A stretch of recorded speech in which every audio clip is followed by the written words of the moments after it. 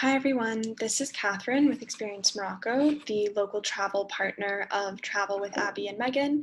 And today I'm going to be discussing the program of the upcoming culinary tour of Morocco.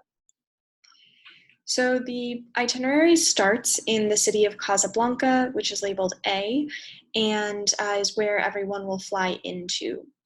The first few days we'll also visit the city of Essaouira, which is labeled B and is a really beautiful coastal city in southern Morocco. And you'll see the city of Marrakesh, which is labeled C and is probably the most famous city in Morocco. Starting with Casablanca, you'll arrive to Casablanca International Airport, which is the largest international airport in Morocco and has the best connections with the United States. You'll head to your hotel from the airport to refresh and then start with a welcome dinner at Rick's Cafe. The movie Casablanca was not actually filmed in Morocco, but a very entrepreneurial American woman moved to Morocco and opened a version of Rick's Cafe to honor the movie. And now guests are able to dine in the atmosphere of the movie, and it's just a really great place for a welcome dinner to kick everything off on your tour the right way. You will be staying in Casablanca at the Barcelo Onfa Hotel, and this is right downtown and is a really lovely modern hotel in the economic heart of the city. On day 2 in the morning, you will start with a guided tour of the Hassan II Mosque, which is the largest mosque in Morocco and the only mosque where non-Muslims are allowed to enter. You'll do a guided tour of the inside and the outside and be able to learn about all of the architecture and the craftsmanship that went into building this really incredible mosque. After the tour, you'll get on the road and drive to Essaouira, which is about 6 hours away, but you'll have some stops en route. The most significant being a lunch stop in the city of Waladia, which is about halfway between Casablanca and Essaouira, and is known for a saltwater lagoon where they do oyster farming, and you'll have the chance to see the lagoon and also hopefully try some oysters at lunchtime.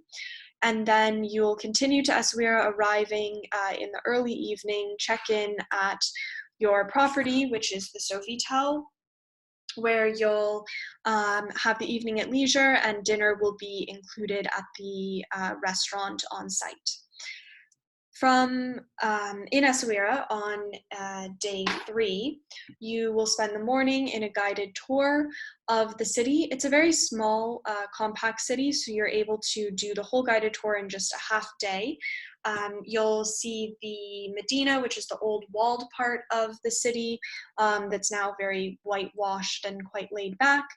And you'll also visit the harbor and beach area where you'll see these iconic blue fishing boats. And you'll also have the chance to visit the souks, where you can shop for products made of thoya wood, which is a wood indigenous only to this region of Morocco, or for pottery and many other really beautiful artisan products. The following day, you will have the chance to drive from Essaouira to Marrakesh, and on the route, you will stop at an argan oil cooperative where you can learn about how the argan nuts are processed into the magical and very well-known argan oil.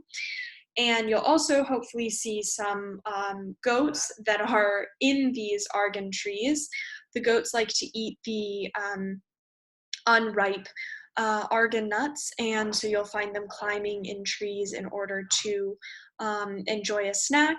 And they're, the goat handlers and herders actually do now encourage them, since it's fun to be able to get a picture with a goat tree.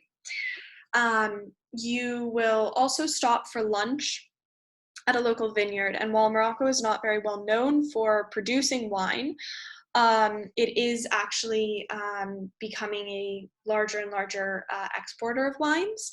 And you'll visit the Val d'Argon vineyard, where you'll have the chance to sample a gray wine, which is a type of wine known and only produced in this region, which is somewhere between a rosé and a white wine in terms of its taste.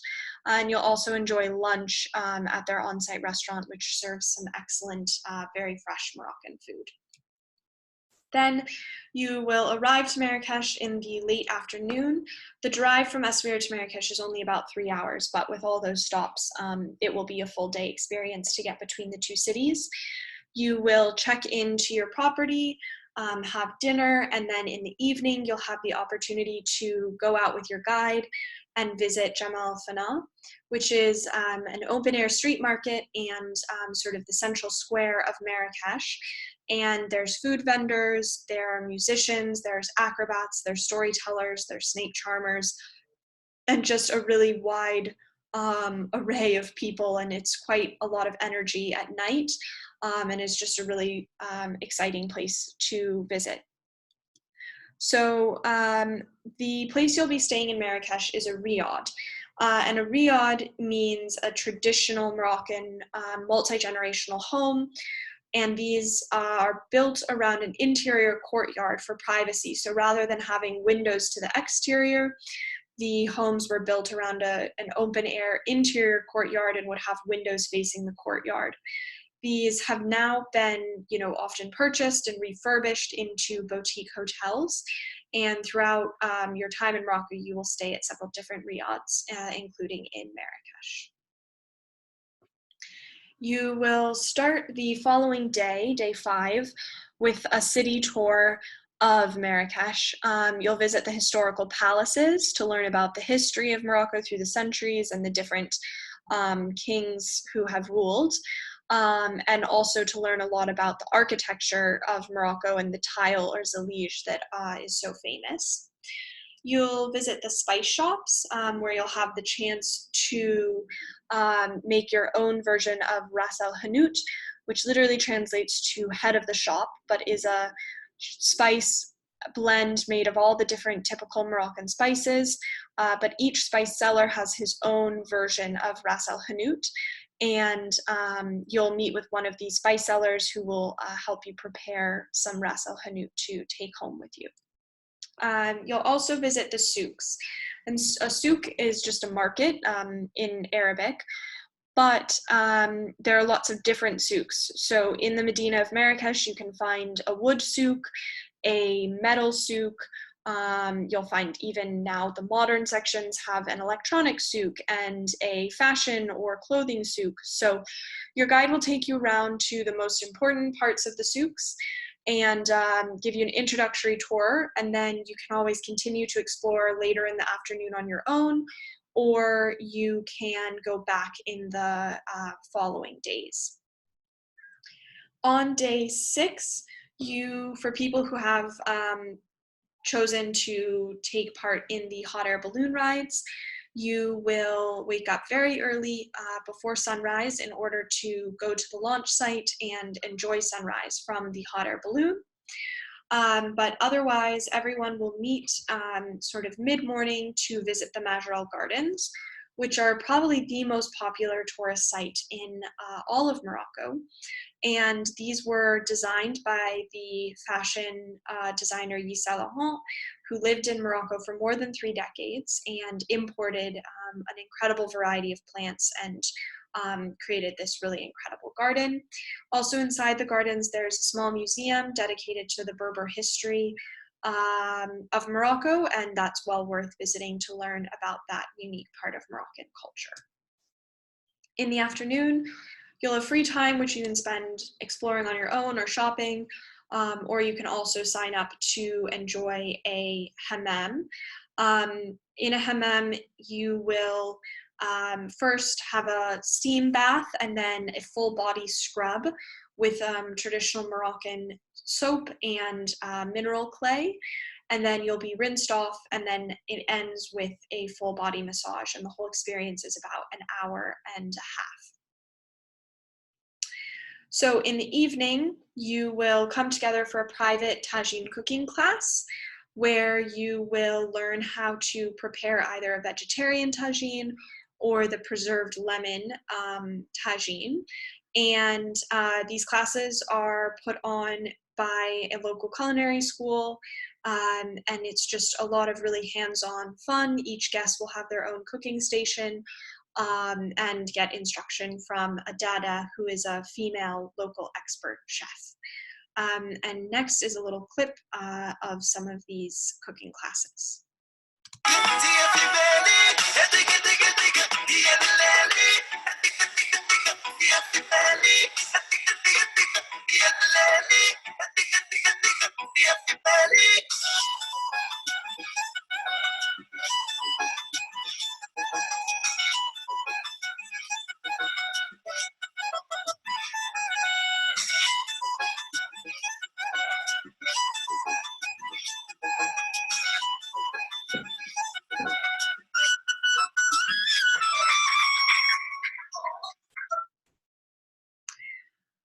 So after wrapping up your time in Marrakesh with the cooking class, you will begin the second part of the itinerary, which is the Saharan excursion. And it will take you from Marrakesh, which is labeled C, to the Dada's Gorges, labeled D, and then finally to the overnight in the Sahara Desert near to Merzouga, E, and then up to Fez, where the third part of the itinerary will take place. So included during this Saharan excursion, you will start by driving over the High Atlas Mountains and the Tizi Tishka Mountain Pass. You'll drop down from the mountains to the region of the Kasbah 8 Ben Heddu and the city of Ouarzazate. You'll stop to visit this really impressive Kasbah, which is just a fortress. And this fortress is particularly important because it's been the filming location of many different movies, including Gladiator and Babel, and just countless films throughout the years, so you might recognize it. You'll do a short guided visit and walk that's optional through the Kasbah. You'll have lunch overlooking it, and then you'll get back on the road and continue driving through the Dada's River Valley to the Dada's Gorges, where you'll check in at a property called Chez Pierre, which is this really, really rustic and isolated property deep in the mountain gorges, but which has some of the best food that you will experience in all of Morocco. And the full drive to take you from Marrakesh to Dada's Gorges will be around 6.5 hours, but again, it's broken up with lots of stops along the way.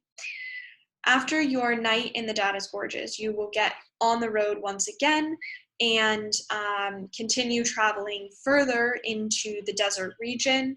And when the paved road ends, you'll hop onto camels and then continue through the sand dunes. It's about an hour on a camel to your camp, which is located in the middle of the dunes. And here you'll have a really spectacular night. You'll have a lovely dinner, and then there will be music and a campfire, and also time to just stargaze. You're truly, surrounded only by sand and stars, and it's just a really absolutely once-in-a-lifetime experience.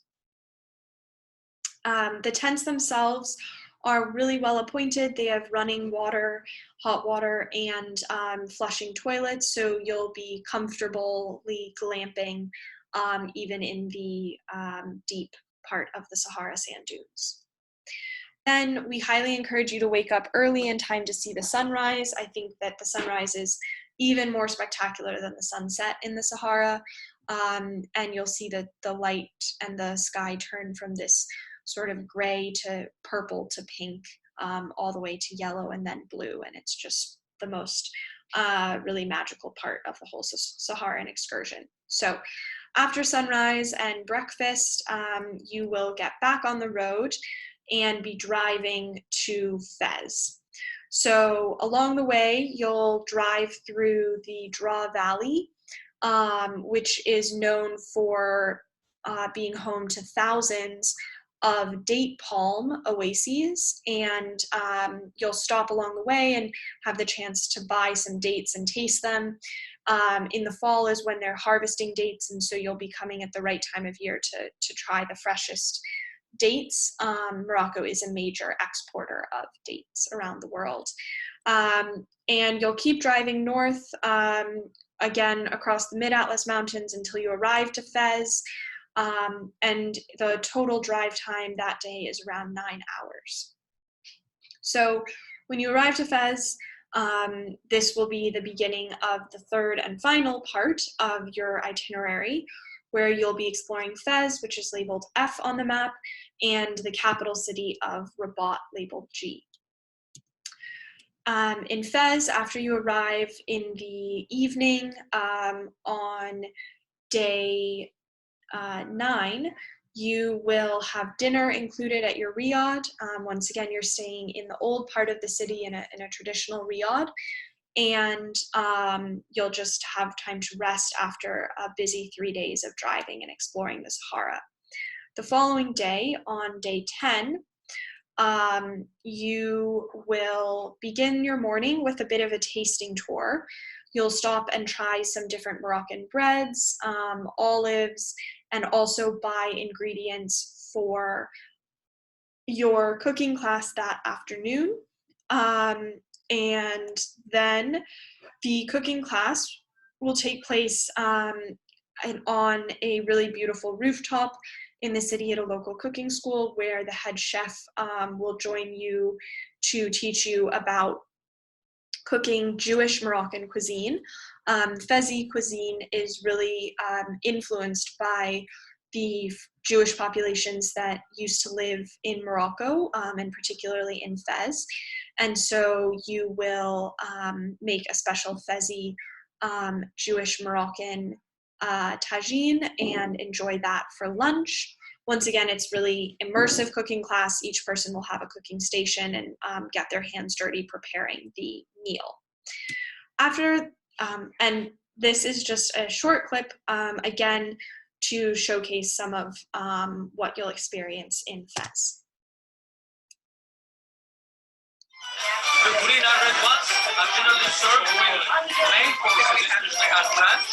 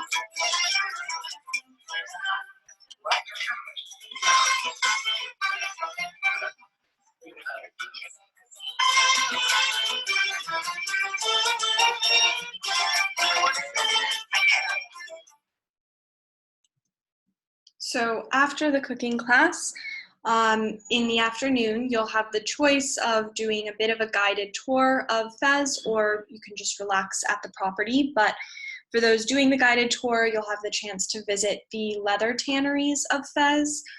along with some of the important Jewish heritage sites. And the oldest continually operating educational institution in the world, which was also founded by a woman, which is called the Al Qarawiyyin University, and is still a Islamic university until today.